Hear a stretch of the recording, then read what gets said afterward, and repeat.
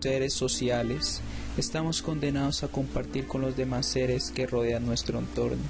Es por ello que en este contexto surge el diálogo como una herramienta que nos hizo sobrevivir durante milenios ante los grandes embates de la naturaleza.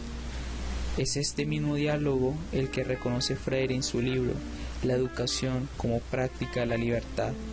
El diálogo para Freire se nutre del amor, de la humildad, de la esperanza, de la fe, de la confianza. Por ello, para este pensador, el diálogo comunica. El diálogo, visto así, parece algo sublime y bello en nosotros los seres humanos. Sin embargo, en toda luz hay oscuridad, y este pedagogo la encuentra en el antidiálogo. Este último, para Freire, es todo lo opuesto a lo que hemos visto acá. El antidiálogo es desesperante, no es humilde, no es crítico, es desamoroso. Este no comunica, hace comunicados. Pero estos elementos anteriormente definidos, ¿dónde los podremos encontrar? En la escuela. Para ello, con estas bellas ideas que nos deja un brasileño, buscaremos indagar desde un docente si el diálogo y el antidiálogo están encerrados en un aula de clase.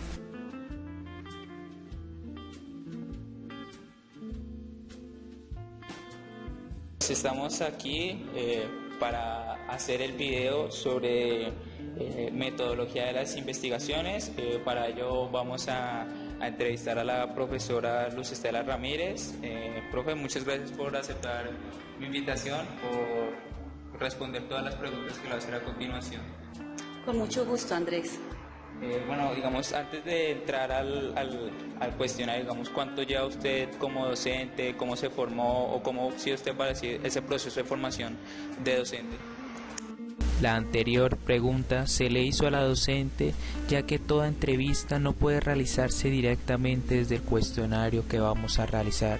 Con estas preguntas que planteo al principio, busco que la docente tenga en mí más confianza, para que así pueda responder con mucha más confianza las preguntas que le voy a hacer a continuación.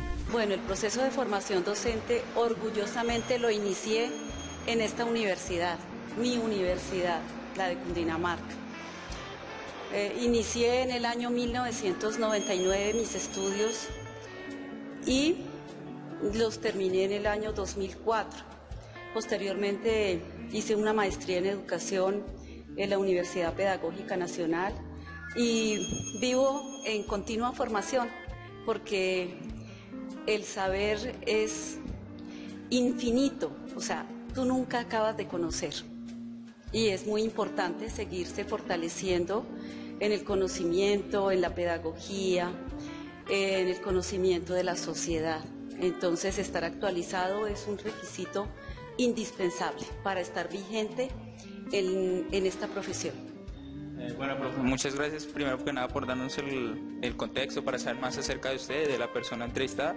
Entonces, pues la primera pregunta que le voy a hacer es, digamos, en el último periodo académico, durante el transcurso de la clase de las materias de geografía histórica cívica, ¿qué temas se abordaron? ¿Cuáles fueron los temas que se abordaron en las respectivas clases? Con la anterior pregunta, se busca saber qué tópicos se tocaron en la clase, ya que esta pregunta se parte para la siguiente, puesto que si se pregunta al entrevistado si realiza actividades donde haya diálogo, la respuesta estará muy condicionada y no se puede encontrar una mejor respuesta hacia mi pregunta. Corresponde solamente a filosofía de grado 10º y 11 y cívica de grado 6º. Además que estamos abordando cátedra para la paz y eso sí te puedo hablar mucho de ello. Digamos, que en filosofía, ¿cuál fue el último tema en filosofía cuál fue el último tema que dieron? Digamos, estamos abordando toda la parte del ámbito ético y axiológico, ¿sí? Entonces la acción responsable del ser humano, estamos abordando un modelo fascinante, o sea, una teoría, un enfoque fascinante de la ética como es la de Immanuel Kant, entonces con su modelo ético del deber ser. Entonces nosotros no deberíamos como ciudadanos estar presionados a obrar por la fuerza, digamos, por la fuerza pública o por las fuerzas ajenas a nosotros, ¿sí? O sea, nosotros deberíamos pensar en formar ciudadanos autónomos, no heterónomos. Y para eso, pues el modelo de Kant es indispensable porque nos habla del deber ser, de esa convicción que nace desde nosotros, que nos impele a actuar, no desde una parte ajena a nosotros, desde obrar con el deber ser, bien, no porque otros nos obliguen, sino porque tenemos que hacerlo por esa fuerza moral que nos compele a hacerlo. Bueno, profe, la segunda pregunta es, digamos, ¿con qué actividades, ejercicios se abordaron, por ejemplo, el tema que usted menciona de la ética de Immanuel Kant o el Imperio Bizantino? ¿Con qué están haciendo los chicos? Bien. Con la respuesta de esta pregunta sabremos qué actividades deja el docente. Si por un lado deja actividades que propicie el antidiálogo, en las cuales se podría decir que son actividades individuales, donde no se critica y donde solo se reduzca a hacer ejercicios de copiar, es decir, educación bancaria, ya que este mismo concepto de educación bancaria concuerda mucho con el antidiálogo.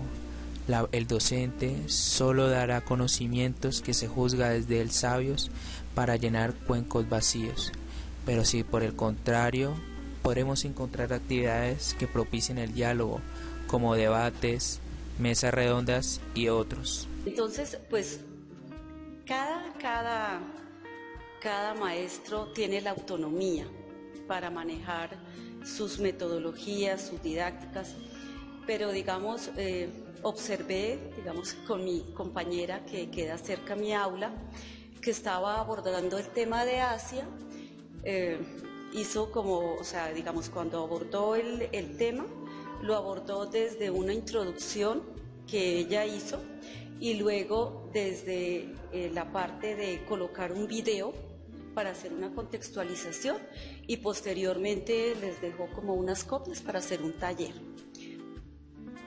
Frente a esta respuesta, nos pudimos dar cuenta que hay actividades que propician el antidiálogo, ya que solo se reducen a mostrar un video y a resolver talleres. No hay por parte de los estudiantes un diálogo o una crítica hacia el tema que ella mencionó del Imperio Bizantino. No hay una contextualización, no hay nada, solo se reduce la actividad y el ejercicio del pensamiento a copiar un taller o a ser meros espectadores de un video que, entre comillas, les proporciona conocimiento hacia ellos. Desde la parte de mi clase, en el área de filosofía, entonces yo abordé el tema, ¿sí? Quise abordarlo desde mostrar al autor. Entonces hice una contextualización del autor, de su tiempo histórico, ¿sí? Y posteriormente del contexto geográfico del autor. Posteriormente, entonces ya inicié con unas preguntas para articular como la teoría con la realidad, que es una crítica que nos hacen, digamos, a los modelos pedagógicos. El modelo pedagógico de la institución es el del aprendizaje significativo, pero pues nosotros ya sabemos que para ello los chicos deben de tener, o sea, para poder construir algo, nosotros debemos tener como unas ideas previas y un andamiaje para ello. Yo no puedo llegar a abordar de una vez el tema sin haber contextualizado tanto al autor como al momento que estamos viviendo, como a la vida cotidiana. Entonces colocábamos algunos videos, les colocaba a los chicos acerca de cómo en Colombia nosotros los colombianos estamos enseñados es a que si no nos sancionan, si no nos multan, no hacemos lo que debemos hacer. Entonces posteriormente ya empecé a desarrollar la reflexión kantiana. Como se pudo evidenciar en las palabras de la docente, se sigue dando actividades donde están muy presentes el antidiálogo. Se reduce la clase de filosofía a solo mostrar videos donde se llenan, por así decirlo, cuencos vacíos de información de lo que parece ser filosofía, donde no se ve tan claro un donde se propicie, claro, un pensamiento crítico que ayude al estudiante a mejorar sus capacidades filosóficas. Bueno, profe, entonces, de acuerdo a la anterior pregunta que me acaba de responder, entonces, ¿usted cree que son muy efectivas esas actividades que usted da? No son efectivas, Andrés, bajo ninguna circunstancia. Puedo pensar que el alcance de las estrategias que yo elaboro es muy mínimo por la situación siguiente. Tengo 41 chicos para trabajar con ellos y tengo bloque de filosofía.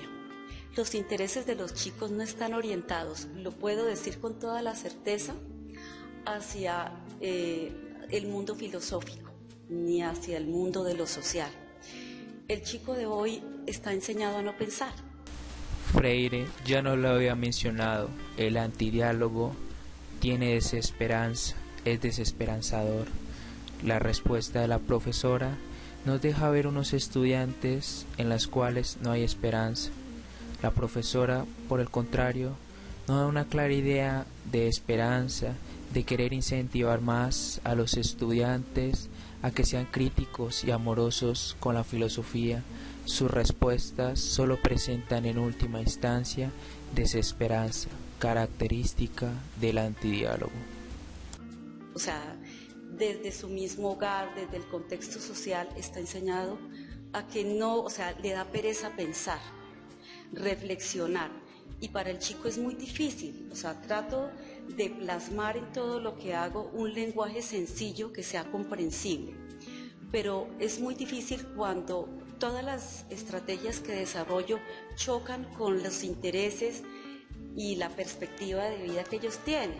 Entonces, el chico de mi institución no desea sino estar en el chat, en la red social, con los audífonos, y entonces imagina lo que es estar explicando algo o estar solicitando que presten atención a algo cuando el chico debo pasar por la vergüenza y la molestia para él, se disgusta muchísimo cuando llego y les quito el audífono del oído, cuando le desconecto, o de pronto cuando están tan ensimismados en su música les quito el celular y lo coloco en otro lugar.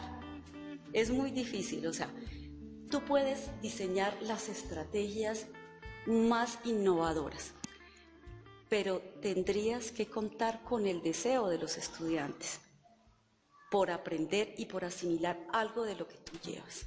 Entonces, ese es mi sentido. Claro que hay estudiantes, te puedo decir, de 41 estudiantes que tengo en el grado de donde soy directora, este año que es 11-1, tengo 5 estudiantes que prestan atención, que participan, que argumentan. O sea, que en ocasiones he tomado una estrategia que a mí me parece, a mí misma después me da risa. Empiezo a hablarles cosas que no son ciertas y nadie me dice nada. Entonces yo pienso qué fácil es engañar a los estudiantes con información errónea, y no solamente a los estudiantes, a los ciudadanos. Y yo pensaba entonces, esto es una muestra de lo que pasa en las redes sociales, cuando nosotros creemos a pie juntillas todo lo que leemos, todo lo que escuchamos. Entonces me causa una frustración impresionante el ver, o sea, en lo que se convierten, o sea, los estudiantes que hoy tengo, se supone que son el futuro de este país. E imagina tú cómo van a ser estos gobernantes, cómo va a ser la educación en tiempos posteriores con ese tipo de chicos que no tienen ningún proyecto de vida, ninguna expectativa, sino una vida vacía dejándose llevar solamente por lo que esta sociedad de consumo les vende. Bueno, entonces, de acuerdo con lo que dice, o sea, ninguno de los estudiantes, frente a esa sensación de los temas que usted me dice, han propuesto nuevas formas para abordarlos o han dicho... Mira, entonces, generalmente en 2 o en 3 ocasiones, los chicos, digamos, ay, no, queremos ver una película. O sea, ellos quieren ver una película, pero como una forma O sea, como una forma solamente, a ellos no les interesa un videoclip, algo que sea referente a las temáticas, algo que los ponga a pensar, les aburre. No quieren, o sea, precisamente su léxico, su discurso y su argumentación es vacía. Entonces, La arrogancia es un elemento importante para Freire en el antidiálogo. Un profesor es muy receptivo o tolerante a cambiar su forma de enseñar, ya que para él, desde una educación bancaria, se hace juzgar a él mismo como un sabio y no necesita cambios. Sin embargo, el mismo conocimiento, como señala el autor, debe ser una construcción y un diálogo entre todos.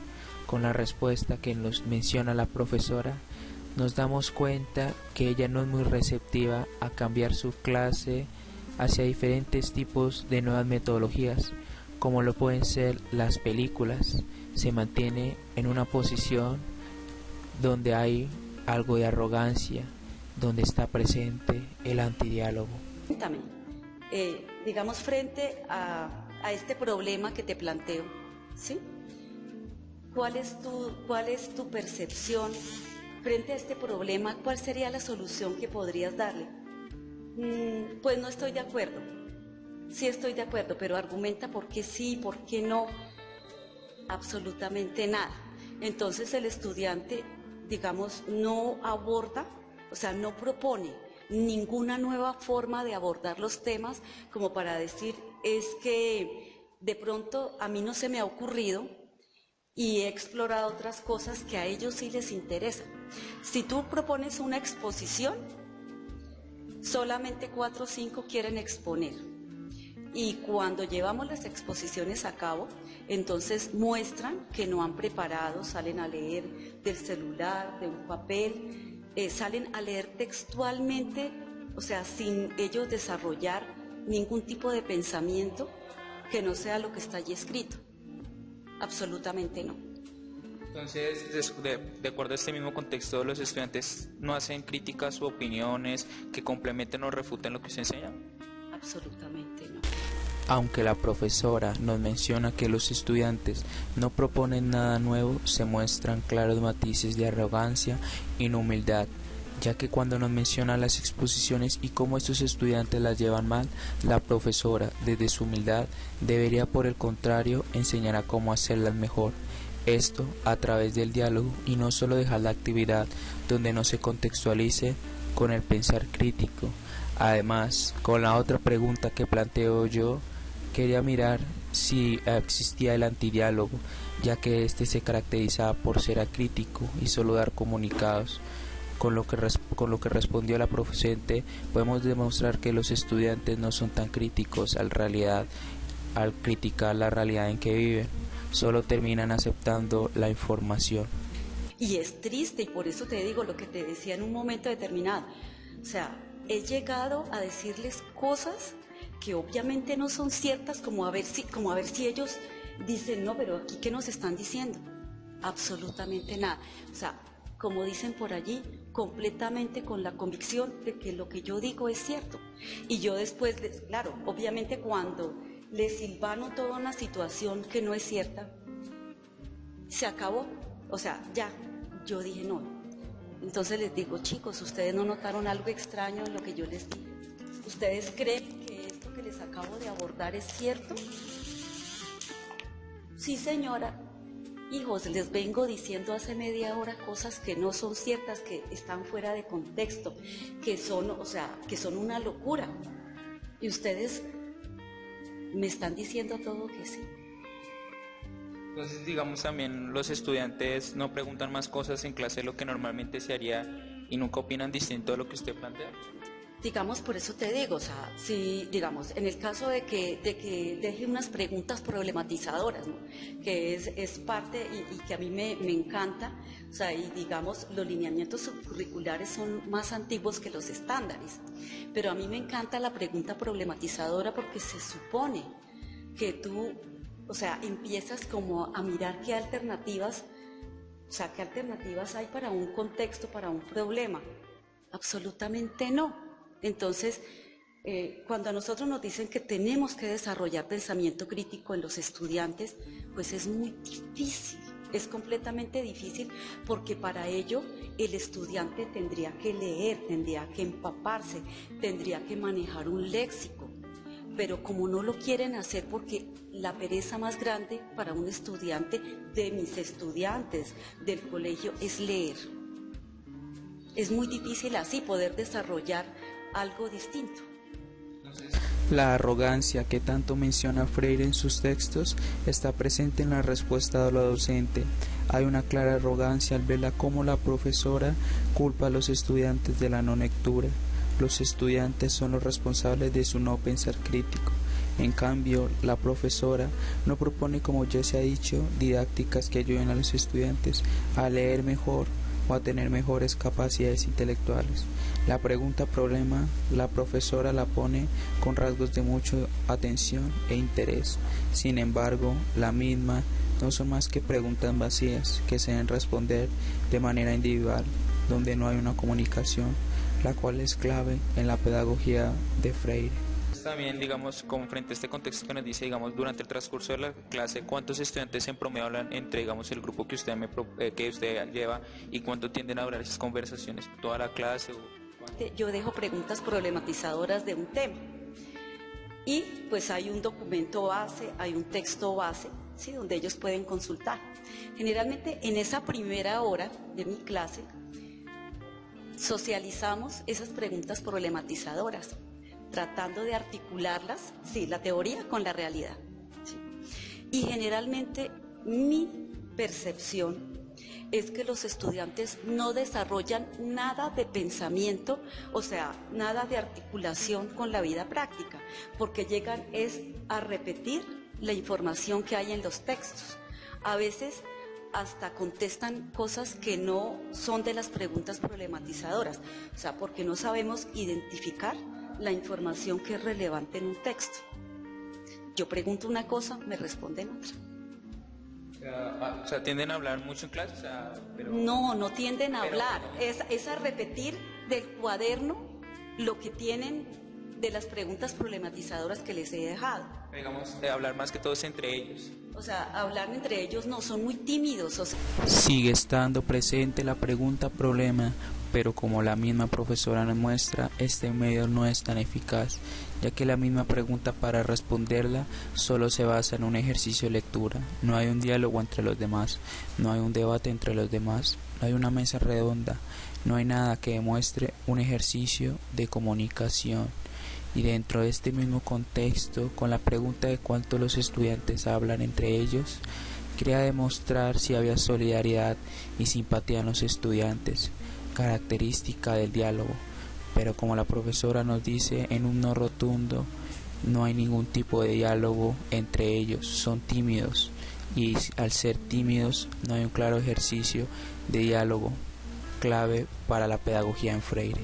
No les gusta hablar. Por lo contrario, digamos, yo le digo,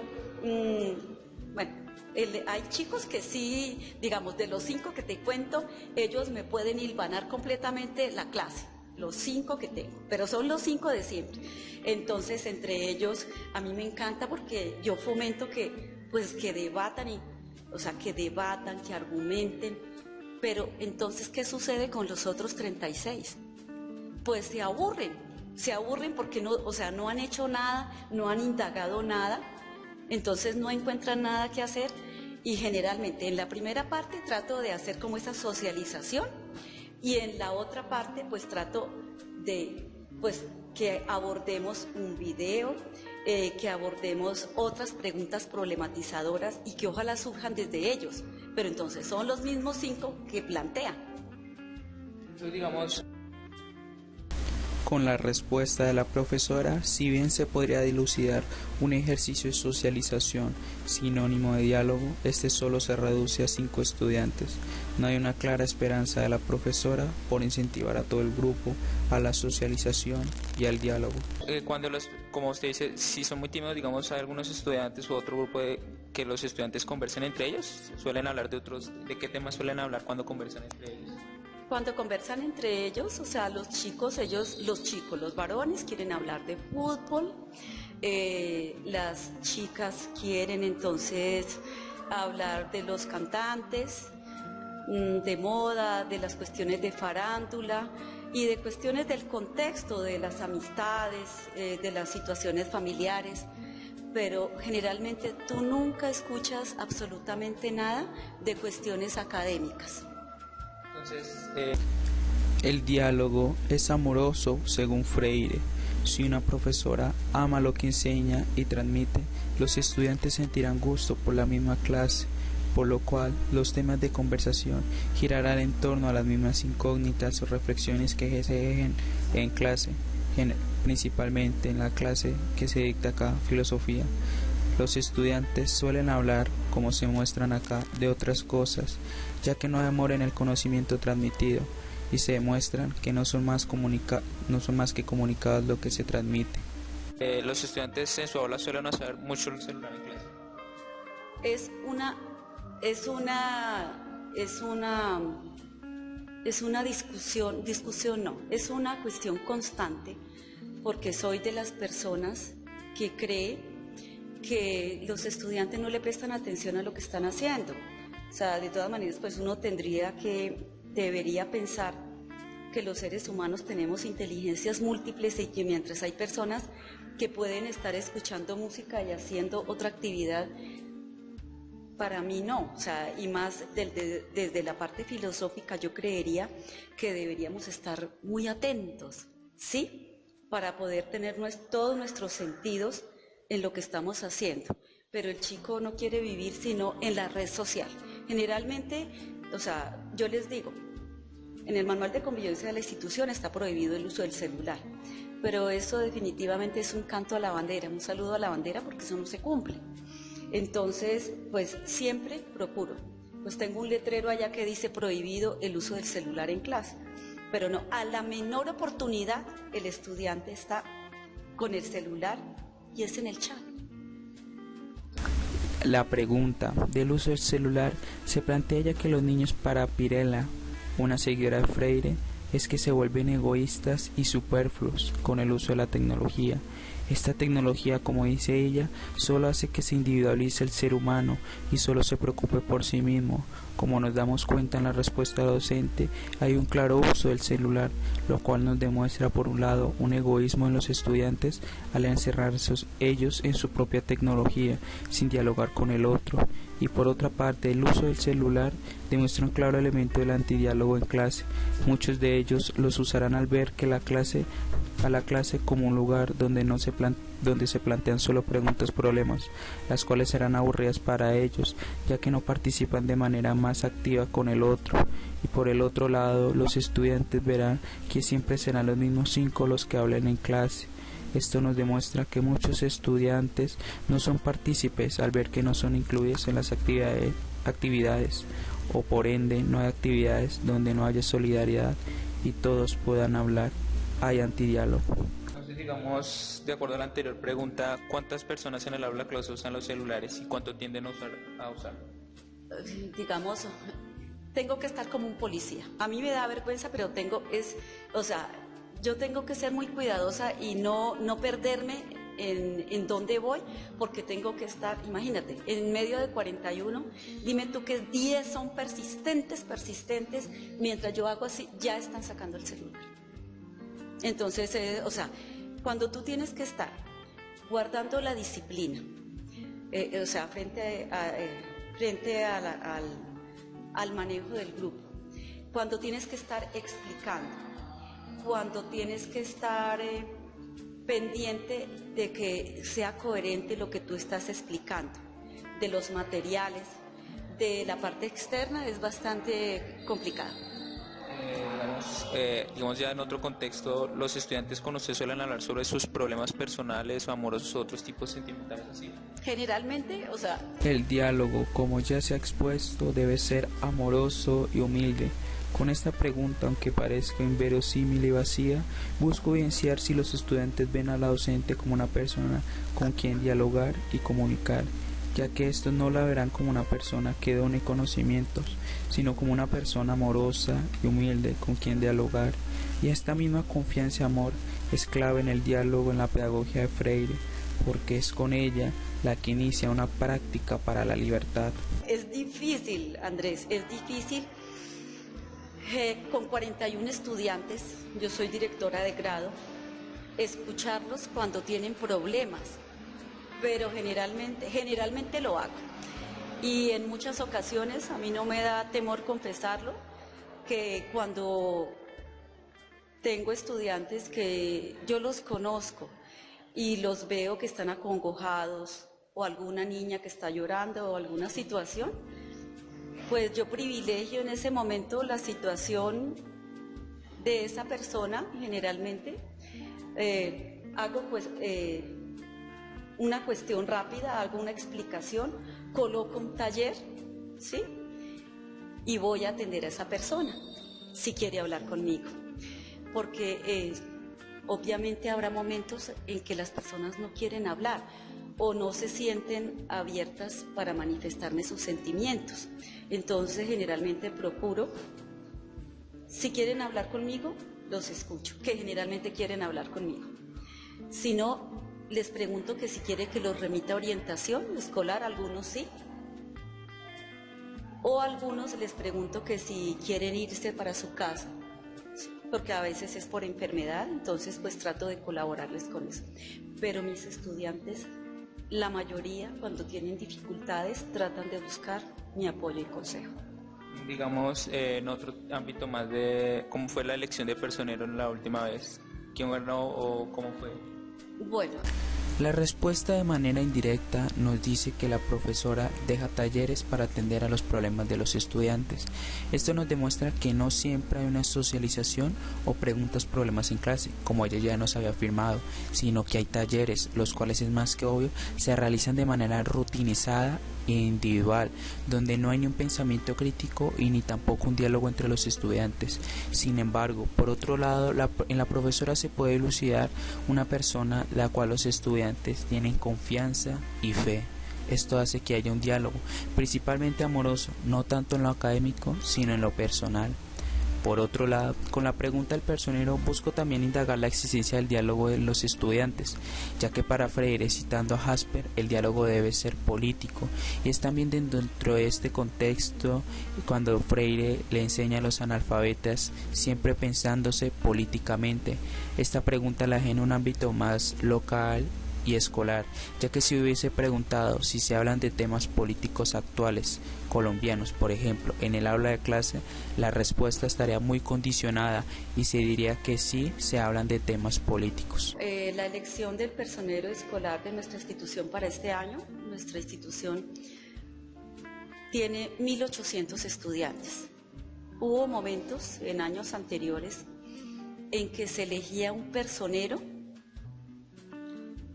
para cada sede y jornada. Entonces ya sabemos que la norma indica que debe ser uno solo por institución. Entonces, desde el año antepasado se ha elegido uno solo para todas las sedes y jornadas.